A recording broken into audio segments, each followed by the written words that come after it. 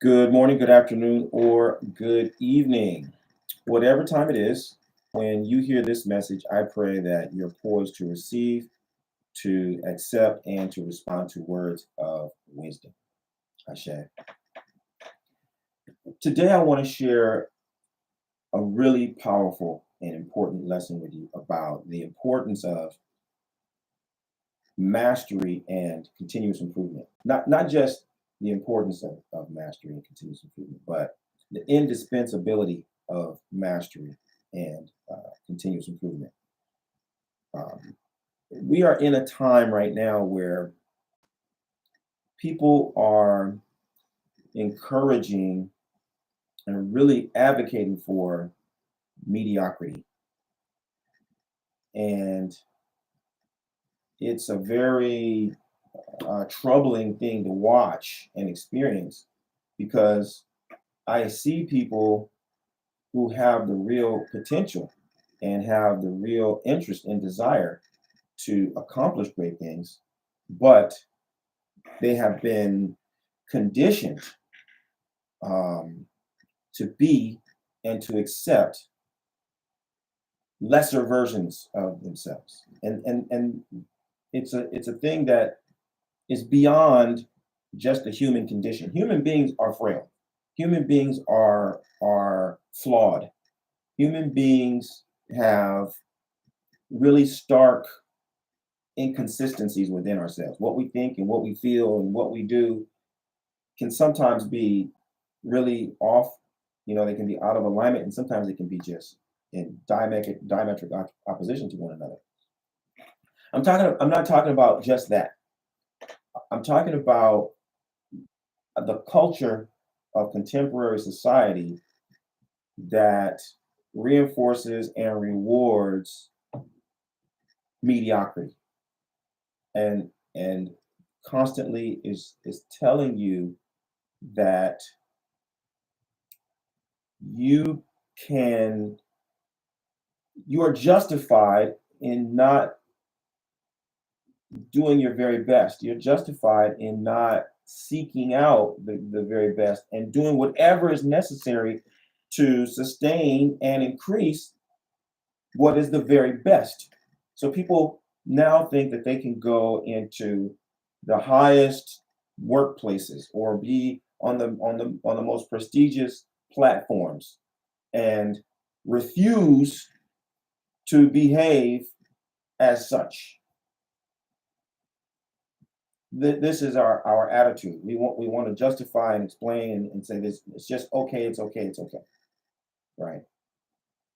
And it's something that um, is difficult to experience, as I said, because I know beyond the shadow of a doubt that you have the capacity to do great things. But I also know that as long as you are refusing to focus relentlessly on mastery, you're not going to realize your potential.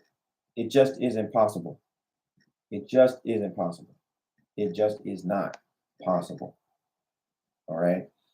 And so, I'm reminded of when I was in high school and I was a part of this youth group, and we had been, yeah, I think we joined this group probably around our sophomore year in high school. And we would get together and meet, and we had these weekend camps that the organization would plan. And so we'd have to muster up the money to pay for our weekend camps. So maybe once a semester, right, we would go out for a weekend. And then maybe by our junior year, they worked up to a week long camp. Okay.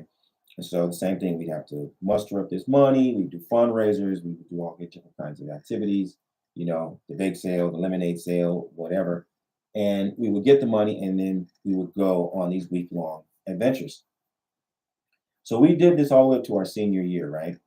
We get to our senior year and they planned this really big trip, and it's going to be to Canada. And we were going to spend like 3 weeks, I think 21 days on a sailboat, and we were going to sail around the Vancouver Islands and go to the World Fair and all this. And so this group of people, which was roughly, let's say, 30 boys and girls, right? By the time we had gotten to the Sailing Beyond trip in Canada, um, it dwindled down to just a handful. And we still, kept at it, this little small unit, and we were raising the money. And then it got all the way down to the wire. And would you believe that everybody dropped out? Everybody dropped out. And so I myself was about to drop out too. And the coordinator, whose name was Brad, you know, who was usually pretty tolerant and low key and fluid, this time he says, no, absolutely not. You cannot drop this. You cannot. You cannot. I will not allow it. And so we looked at how much money I had raised, and Brad started pulling out all the stops. He went so far as to letting me work at his job. He was a fumigator. He gave me his hours for I don't know how long, a couple of weeks. So I worked in the LA heat and smog at that time, fumigating houses. And I raised up the money, and I went to Canada. And the most important takeaway from that was that it was a breakthrough, right? That moment was a breakthrough for me. By refusing to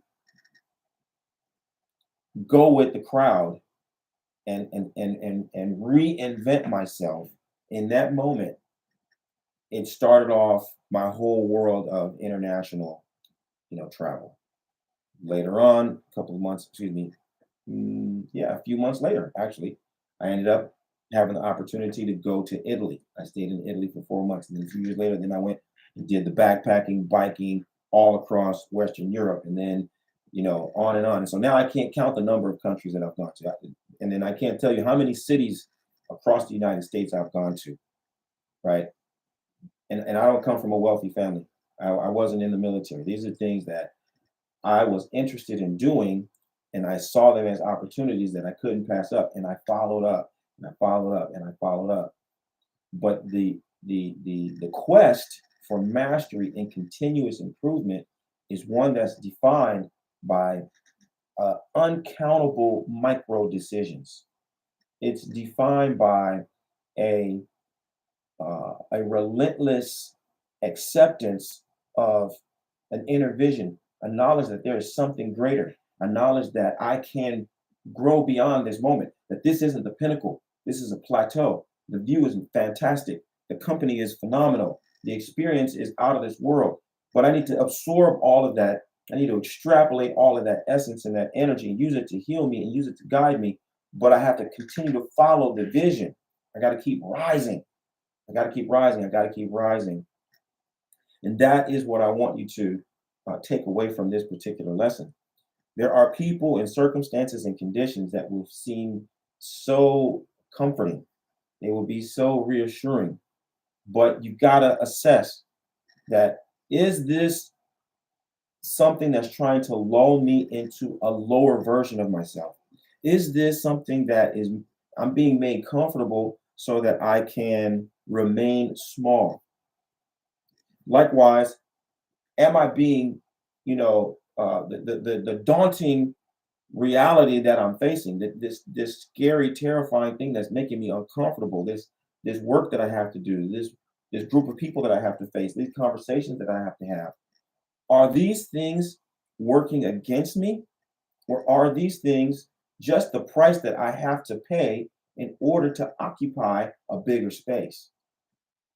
This is the discernment that you're going to have to, also develop in the process. And you're going to make mistakes. Sometimes you're going to think that something that is so difficult, right? You've all had an experience in school where you think, oh, this teacher is so mean. This teacher doesn't like me. And you take it personally, and you think that this teacher is waking up in the morning to create a whole series of lessons and activities and grading, processes just to discriminate against you, right? But as you age and you mature, you realize that doesn't even make sense. This person's got 180 students.